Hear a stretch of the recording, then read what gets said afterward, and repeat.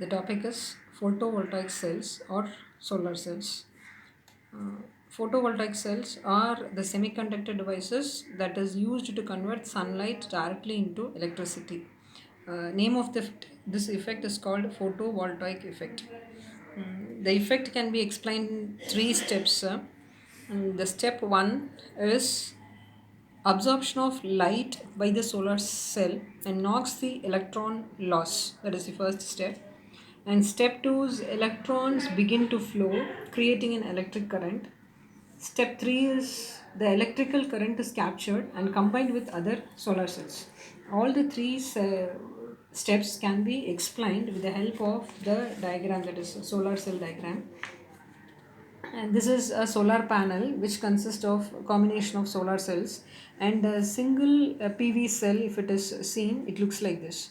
It has got two semiconductors. See, in between a barrier is available, a junction is available, above which one type of semiconductor is available, and down to the junction the second type of semiconductor is available.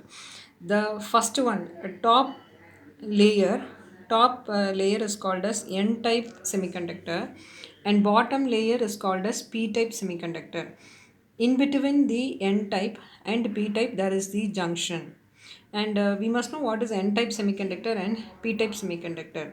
So P type semiconductors are the semiconductors which are doped with boron. Doping in sense mixing. P type semiconductor are the semiconductors in which silicon is doped with boron, and N-type semiconductors are the semiconductors in which silicon is doped with phosphorus. When silicon is doped with phosphorus, excess electrons are seen in that semiconductor. When silicon is doped with boron, there is shortage of electron, therefore holes are found in that semiconductor. Therefore we say that P-type semiconductors are rich with holes and N-type semiconductors are rich with electrons. Thereby here the bottom layer, P-type layer, it is rich with holes, and the upper layer, that is N-type semiconductor, it is rich with electron flow. So when sunlight falls on the solar panel, that is a solar cell, what happens? The top layer is N layer, and the electron which is present, excess electron which is present in the top layer, that is N type semiconductor, on receiving the photons, photons are nothing but sun radiation. It can be said as photons also.